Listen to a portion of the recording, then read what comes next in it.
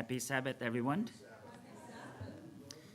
I want to just say thank you, Elder Easley, for inviting me to be here this morning. And thank you, Elder Pepper, for your kind introduction.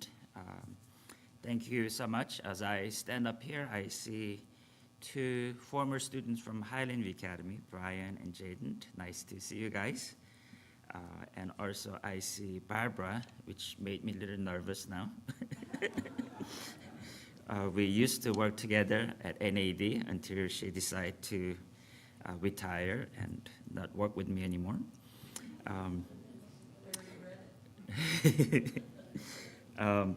Just one quick correction. I'm a CFO for the NAD Adventist Retirement Services, not the whole NAD.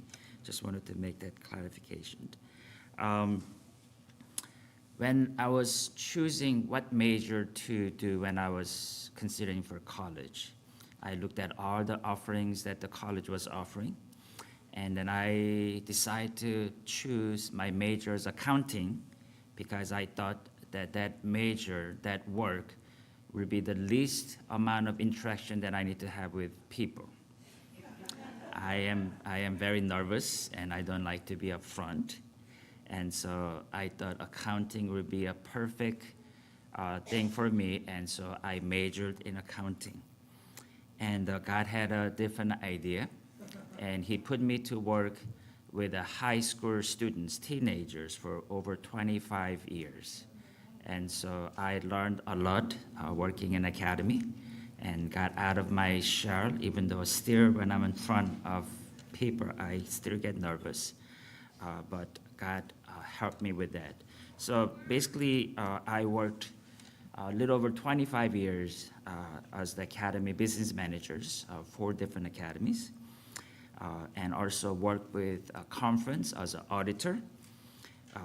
And whenever I go visit churches, some reason they were very afraid of seeing me, and so I had this combination of being shy and people afraid to see me. And so I did that for a few years, and then I guess Chesapeake said enough, you are done here. And about that time, North American Division asked me to come and serve as their CFO in the Adventist Retirement Services. So I've been there a little over 2 years, 2.5 years almost. And Barbara was our benefit distribution manager. And I'm in charge of the finances, and my job is to make sure that we have enough money to pay for retirees. But she used to spend $30 million every month. And she spends like $165 million a year, like, oh man. And so when she decided to retire, I was a little sad. But the next person then came, and she still spends a lot of money. So I guess this is not only Barbara, but yes, our retirement office, we provide about $30 million a monthly to our church retirees for their hard work and for their support of doing their retirement years. So it's a quite large organization. And so this morning, before I start, I know I'm looking at my time, and it's getting close to 12 o'clock, but since I don't know how many often you have someone from NAD and come visit you, so I want to share a little bit about North American Division, if it's okay with you, before we get into our message this morning. North American Division mission is to reach North America and the world with a distinctive Christ-centered Seventh-day Adventist message of hope and wholeness. This is our mission, and our employees at NAD, we quiz on this almost every month when we have a staff meeting, and so this is very important, and we wanted to reach a Christ-centered message of hope and wholeness to not only NAD territory but whole world. And North American Division plays a big part in that, reaching the whole world, because North America, even though it's not largest in number, we support financially quite a bit all throughout the world, and so it's very important. Briefly, this is our leadership of North American Division, Elder Alex Bryant. On your left, he is our NAD president, and Elder And on top right, he is our executive secretary.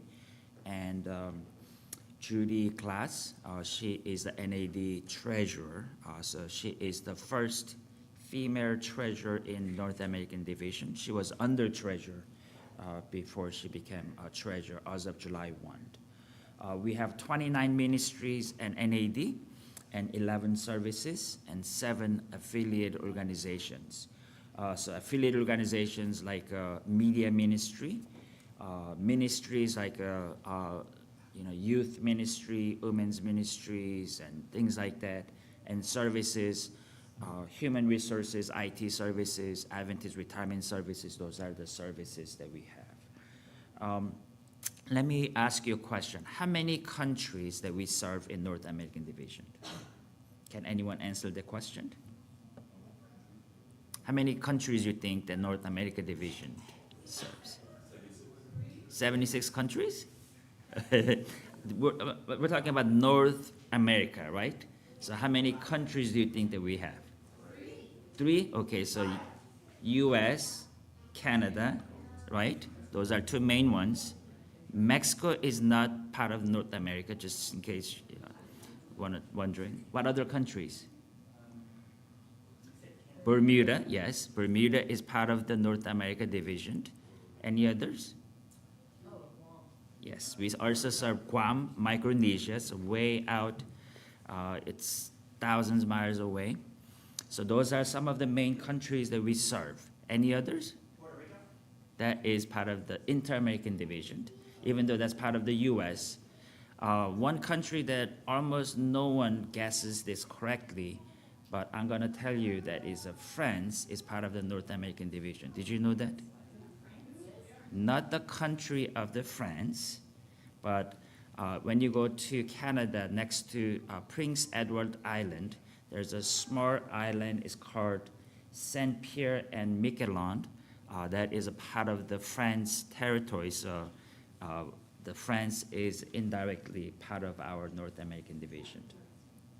How many unions? Our church, we have general conference, and then we have divisions, right? How many divisions do we have? 13 divisions in whole worldwide. North America is one of the 13. But within North American Division, how many unions do you think we have? What union are we part of? This territory is part of what union? Columbia Union. Okay, that's good. We have total of 9 unions and 1 mission and 59 conferences. So in U.S., there are 8 unions, and then there's 1 in Canada. So those are part of our the unions within the North America, and Guam is a mission office.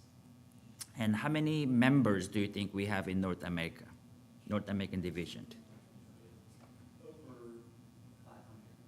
Over 500,000? How many members? Several million? I wish that we have a lot of members, but currently, as of December 31, 2022, the latest data that we have is 1,271,000 members in North American Division. The largest union is a Southern Union, that's including Florida and Tennessee, where Southern Adventist University is located, 317,000 members. And smallest union is Mid-America Union, only 65,000 members. Those are some of the largest conferences in our territory, NAD. Southeastern California Conference, the largest conference. That is the Loma Linda University, and Hosper is part of that conference. Florida Conference and Texas. And smallest conference is one located in West Virginia, Mountain View Conference. In North American Division, there are several churches that have more membership than one conference in West Virginia, including there's one in Chesapeake Conference, and there's one in Potomac Conference, and other conferences have that. I'm sorry, I'm sharing a lot of numbers because I'm numbers guys, and that was my major, and that's my job. So how much tithe do you think that we received in North America, not the division. Division does not accept the tithe directly. All the local churches accept the tithe. But if you combine all the giving in local churches in North America territory, what do you think was the tithe in 2022? I'm sorry? 500 million? Okay. Any other guess? Okay, so total given in 2022 was a $1,232,000,000. So that's the tithe that all our members gave during 1 year. So God has blessed North America division quite a bit, and the church members also gave faithfully to God's work. Obviously, those are some of the statistics of the different unions and things like that. So, population to Adventist ratio. If Jesus were to come back soon, we need to, make sure take all the gospel into everyone. But how many people in U.S. That we need to, individually, we need to share our gospel. So here's the statistics. In U.S., about 281 non-Adventist to one Adventist member. So, which means each one of us need to find 280 people, and we need to share the gospel message with them so that we can share all the messages among all the non-Adventist members in U.S. In Canada is a lot more, 517 to 1, and Bermuda is doing much better job than anyone, about 16 non-SDA to one Adventist members. So when you go in Bermuda, many years ago I was able to visit Bermuda, and I took a taxi from airport to hotel, and the taxi driver was an Adventist, and we had some conversations. So this is a basic statistics of our church, and I hope that you learn a little bit more about larger church organizations that we serve. We are a church, worldwide, and many times, no matter where we go, we always find someone that knows someone that we know. So even though we have a lot of members, it's quite very connected, and I am so proud to be part of the Seventh-day Adventist Church. This morning, I chose my topic come from the Bible, book of Luke, chapter 15. We had a scripture reading that talked about the lost sheep. But there's two other parables in the book of Luke chapter 15. Do you know what other two parables that you have there? One is the lost sheep, and the second one is lost coin, and then third parable is the lost son, right? So those are three parables. Basically, they lose something, and then they go after, and they find, and then they rejoice, and they celebrate. So those are three parables that I want to use for my talk today. And before we talk, let us have a prayer. Our Heavenly Father, thank you so much for being with us, and as I share your message this morning, that please speak through me, and that your message can be shared and help us to learn from that. We pray all these things in your name. Amen. Due to time, I'm not going to read our three parables, and so you all know the lost sheep. They had 100 and lose one, and then the shepherds goes after trying to find the lost sheep, and then once it's found, they rejoice and celebrate. The second one is a woman had 10 coins and lose one, and then searches and searches all night, and once she finds that lost coin, calls all the neighbor to come and rejoice with her. And so that's the second parable. And then third parable is a prodigal son. We all know that story very well. But this morning, I would like to share with you three stories of my own that resembles this, and through that, I hope that each one of us learns something. Have you lost something that is very important to you? I'm sure, as we get, some of us, as we get a little older, like myself, I do, constantly think about things like, where's my key? Where did I put it? Or, where's my, when we go to NAD, we have to have our ID, which works as the key card. So we have to make sure that we have to have that. And sometimes, I forget where is it, and looking after that. When I was working at Highland View Academy, we have events that, a lot of events happens there all the time. And almost every time after the event, we find things that people left. It was a raining time, umbrellas or jackets or things like that. Sometimes we had someone forgot their kids in the gymnasium, and so we had the kids wandering around and looking for their parents and things like that. I'm sure we are experienced losing something, right? This was several years ago when I was still at Highland View Academy. It was a graduation weekend, and it was Friday, and when I went to work, my wife also came with me. And so, we decided instead of coming home to change, we're going to take everything that, I needed, because I didn't want to be, it's a graduation, so I had to dress up to go to a graduation program that evening. So I brought all kind of stuff to the car. So, like some of you may do the same thing. I don't want to be making several trips, so I want to take everything as much as I can in two hands, and then I bring it to the car. And then, bring my wife. My wife is in wheelchairs, so I have to put her into vans and things like that. So when I brought all this stuff to our van, I realized that I didn't have any extra hand to reach out to my pocket to grab my keys. So what I did was I put shoes top of the van, and then I used my hand to grab my keys. And then I got in and put all the stuff that I need to, and brought my wife, and we're all set, and we drove to Highland View Academy. When we were almost to Academy, I realized that I left the shoes on top of our van. I do not recommend for you to do that, but let me give you some ideas through pictures what happened.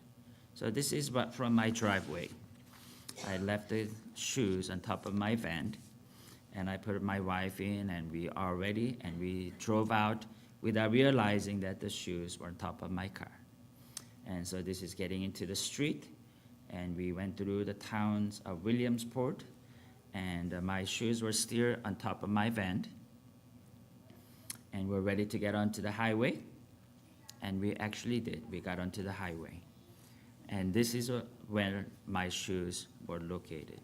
You see, I completely forgot, and I drove, and my shoes were left on highway. I didn't realize it. I went to the academy, and when I got off, obviously the shoes were not there.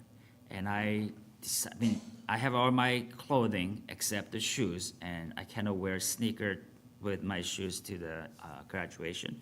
So I decided to come back, and I looked and looked, and I looked everywhere, driving very slowly. I couldn't find it.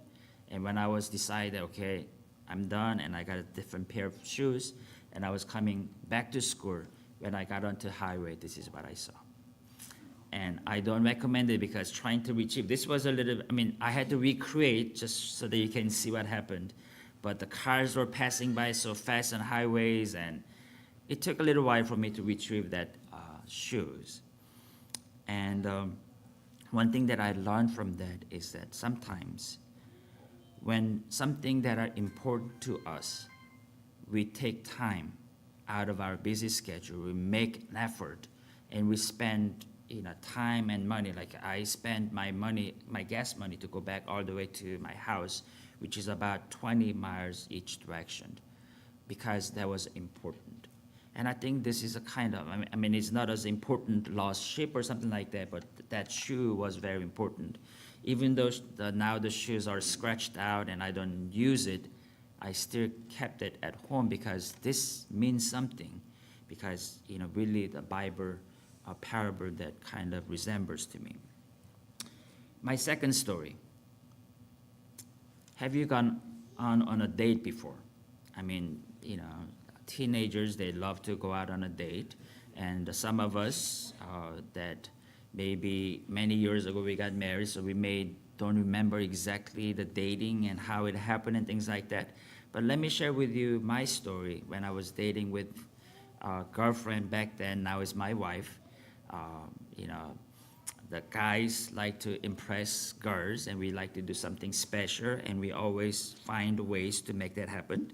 And so when we were in college, I used to take her, different, occasions and, things that we may want to celebrate or some time that we have together, we wanted to go out and things like that. So this particular time, I don't really remember what happened, what exact occasion, maybe 5 months anniversary, or I don't know, whatever that occasion was. So I told her that I'm gonna take her to a very nice place. Before that time, whenever I take her out for dinner or something like that, I'm a college student, and so the best option that I chose to take her out was a Chinese place. You know why? Because it's cheap and they give you a lot of food, right? So I thought this is a good idea, and maybe I can bring some leftovers back to my dorm room or something like that. But this time, it was gonna be special because she was a special to me. And so I told her, okay, we're gonna go out. This is gonna be a very special night, so you may wanna dress up. And so she said, okay. And I said, I'm gonna come by your house and pick you up later. And then I got my car, all shining and very nice. And so, so here's my car. No, this was not my car. I'm just, I had a red Hyundai back then. This obviously was not my car back then, but I just wanted to share with you. So what I told her was that this is gonna be a very special place. It's not Chinese. This is gonna be a special place where they prepare everything in front of you, and you'll be able to see. They bring out the very fresh vegetables. They prepare everything in front. Oh, this is gonna be so special. So I went to her house and picked her up, and we drove, and this fancy place that is called Subway.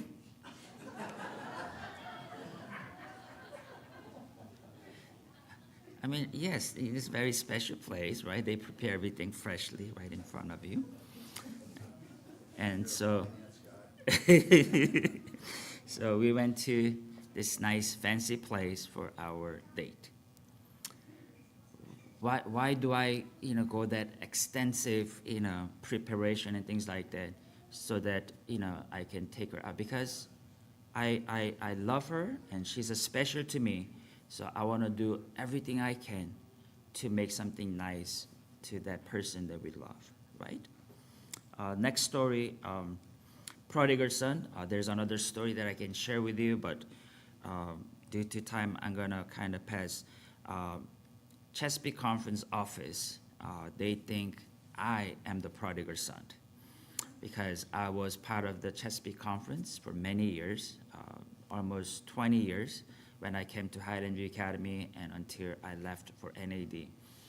And when I decided to go to NAD, they said, oh, this is a prodigal son, leaving the father and then going far off place and things like that. Anyway, so I am known to Chesapeake Conference as a prodigal son. Whenever I go visit the office, they come, oh, here's the prodigal sons that come. So anyway, so that's the story. But this morning, I want to share with you from different perspective. All those three stories that I share with you, I believe that's the kind of way that our church trying to reach out to others to let them know about our church and about Jesus' love. The first story that I share with you, my lost shoes, that represents those that out there in the world, they have no idea that they're lost, but they're lost. And it is our responsibility to go after and find them and bring them back to Christ. The shoes, they have no idea that they were lost. I was the only one who knew that they were lost. And I spent my time and my resources, gas money and things like that, to go after and looking for the lost shoes to find it and to bring home. And that is basically something that we must do to those people that out there that they have no idea they're lost, but they're lost souls that needs our attention and our effort to go after that. Second group of people that we try to reach in our church, I believe, those that we love and those that are connected with us. So people in our church, maybe our children, or maybe our spouse, or in our family members, or people like this. So we spend in our church great amount of resources in that. We have a vacation Bible school for the children. We have children's stories. We have a Sabbath school that everyone can learn. We have all kind of programs that promoting our church and trying to help each one of us to learn more about God. And the third story, prodigal son, that's where I want to spend some time this morning. Is those that once were part of us, but they are no longer part of our church. I don't know exactly what reason, but they are no longer here. And if I were to ask each one of us, I'm sure we can identify even our family members, some of us, or maybe people that we knew, or maybe people that we grew up together in the church, but they are no longer part of our church. When I was working at academies, I loved my job at academies because not only I was doing financial management, but the part that I loved most is just interaction with the kids and attending all the events and just being with them. That was very rewarding job that I had.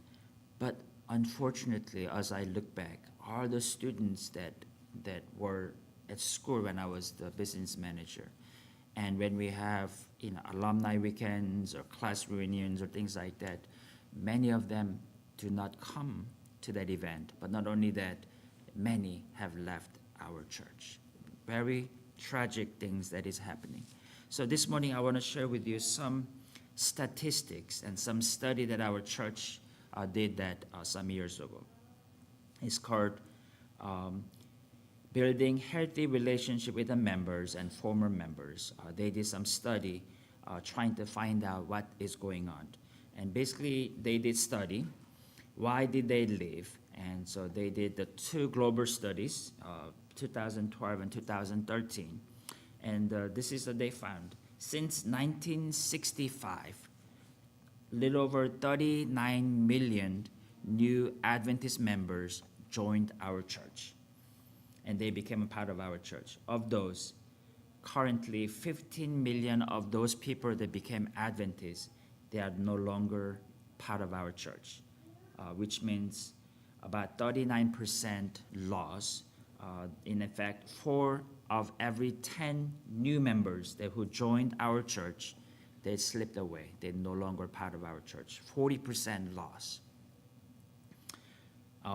So this one is, instead, if we haven't lost any of those members, we would have about 42.5 million membership worldwide instead of 21.4 million members.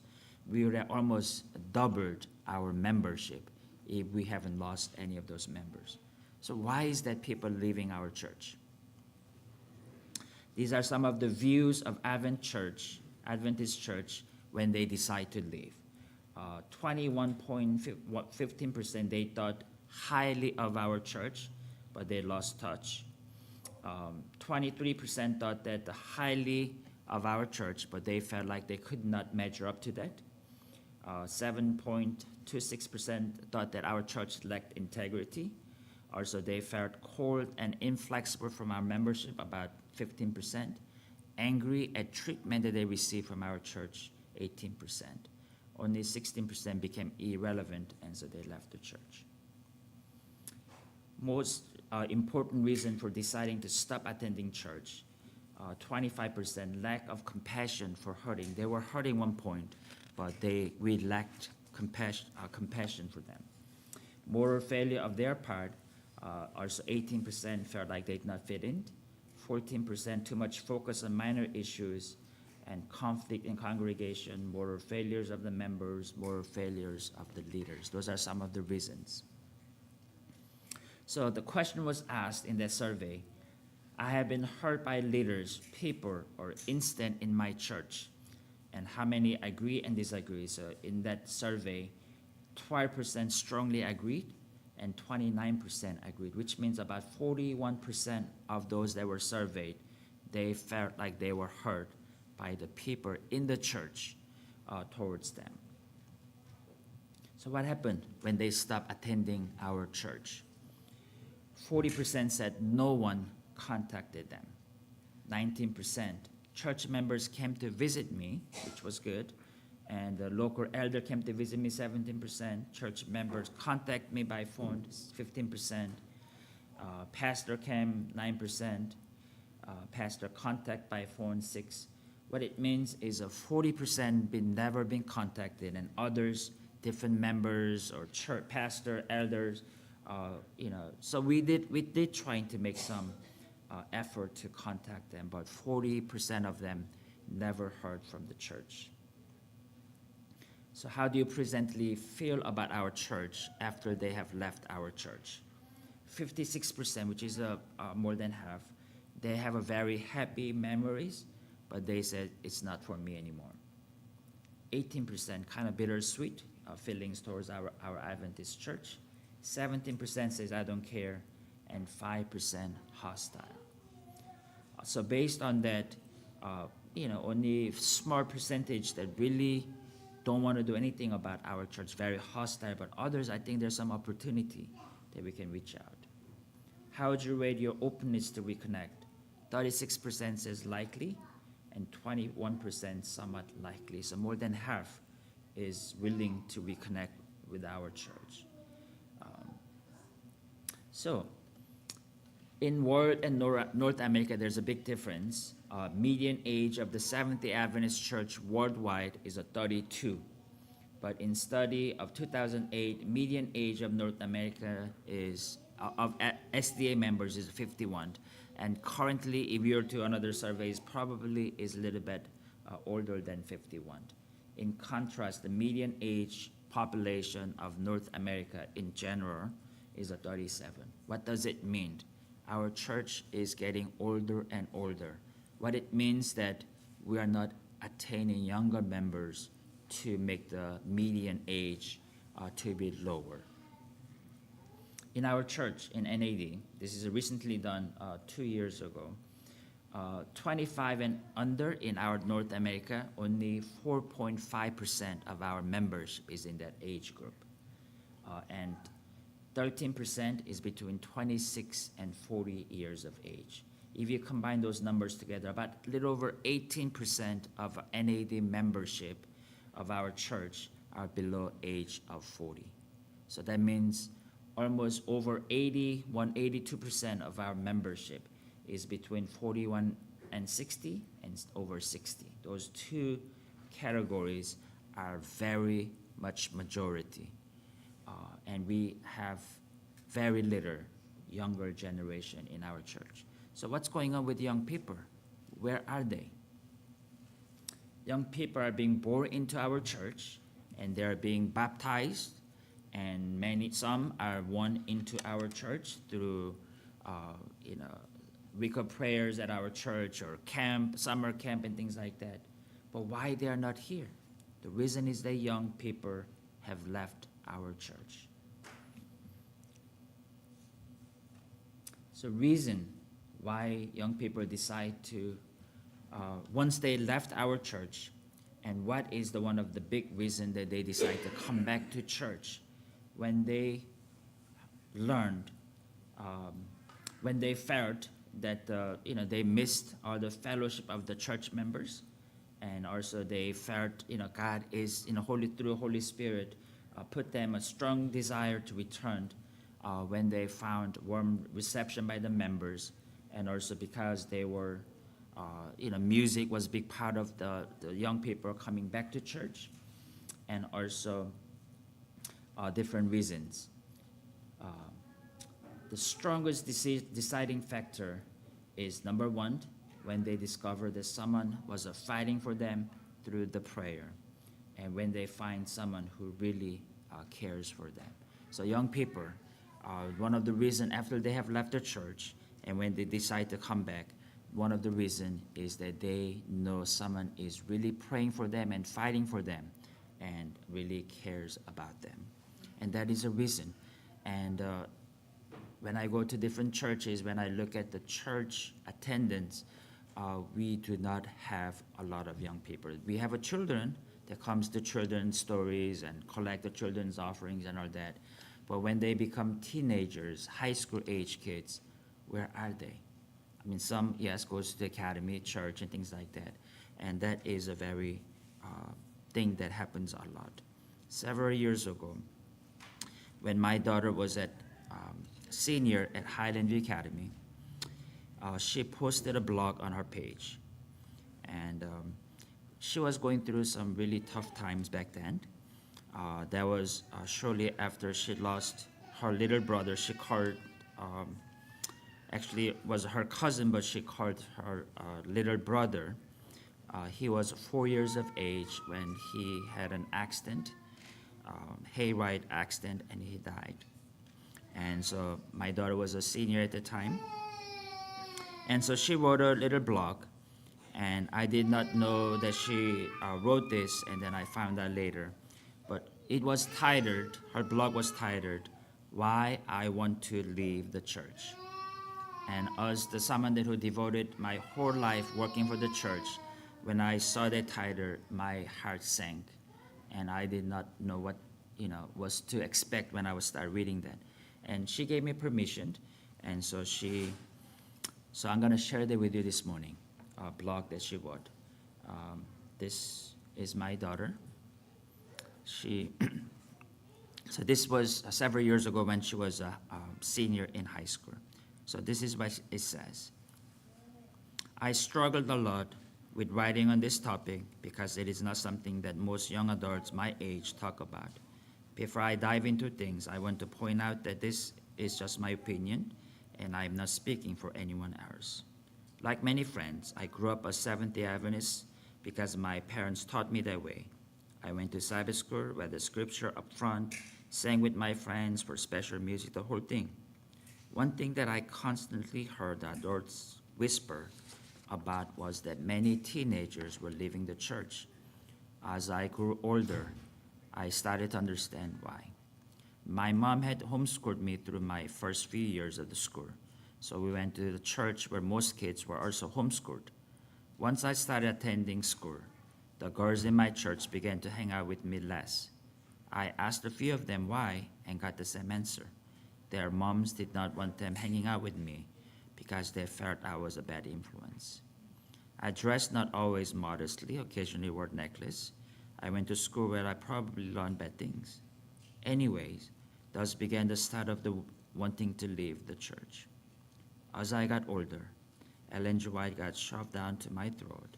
I felt like constantly being told, Ellen White says you need to do this. Ellen White states we're not allowed to do that. Ellen White told us we have to do it this way. I began to hear a few Bible stories and more Ellen White stories. Ellen White is one of huge reasons why I want to leave. I want to hear more about the Bible and learn about Jesus rather than hear what I can or cannot do because Ellen White says so. I began to read into Adventism and what the Adventist church stands for as a whole and all the beliefs. I journaled a lot and tried and sought out my feelings and determined my beliefs.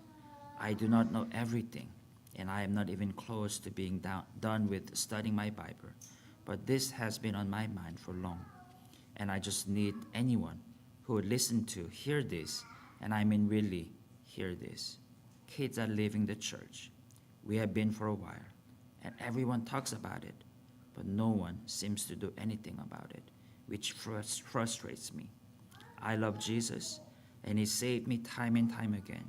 He kept me when my brother died. My boyfriend and I broke up. I have an offer 4 years of high school. He has never left my side, but the church has. I have pierced ears. I don't always listen to Christian music. When I go to my home church, I feel ashamed. I feel as if I won't be accepted. I take out my earrings, wear shoes that cover things, and I don't dare hold a boy's hands or hug him for too long. I've made mistakes. We'll all have had our shares of mess-ups. But here's the thing. Jesus forgives. He loves us no matter what we do and rejoices when one of his children talks to him. I speak to him every day. I have made my peace with him. He knows all my piercings and musics I listen to, TV shows I watch. He still loves me, accepts, and cares for me. I should not feel ashamed to go to church, but I do. And that is why I want to leave the church.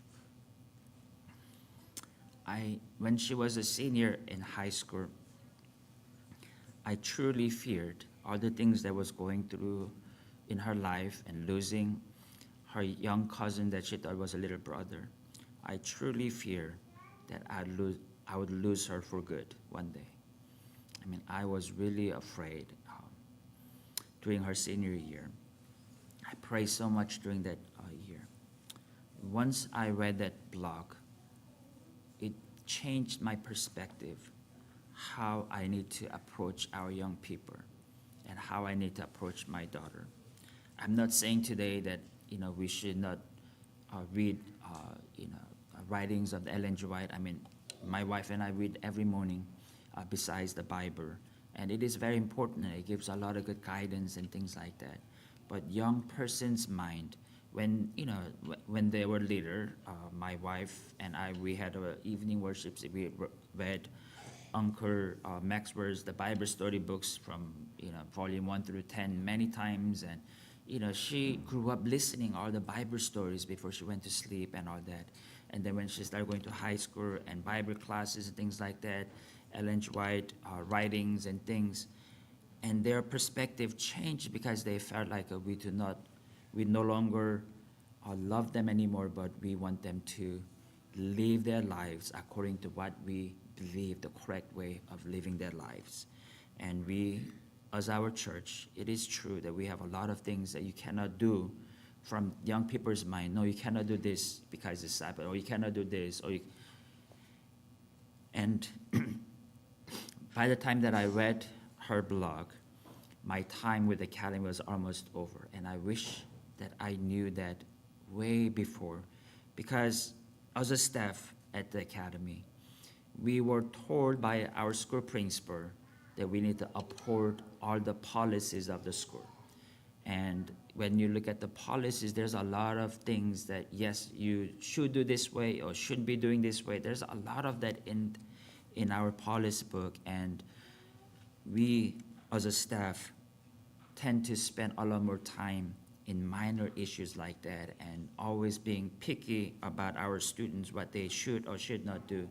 I mean, those things are important, but more important thing is we need to connect them to Jesus through our examples, and I think we miss that. And I think that is important for each one of us. When we deal with our young people in the church, yes, we need to teach them, and yes, they are young and they're still growing, but instead of being harsh on things that they are not doing correctly, I think we need to show them by examples. Many times we tell them to do one thing, and we turn around and do other things. I am so thankful that my daughter, Abby, she still allows God to guide her through her lives, and she still loves Jesus, and she still stays in the church. She went to Southern Adventist University, and she graduated 3 years ago.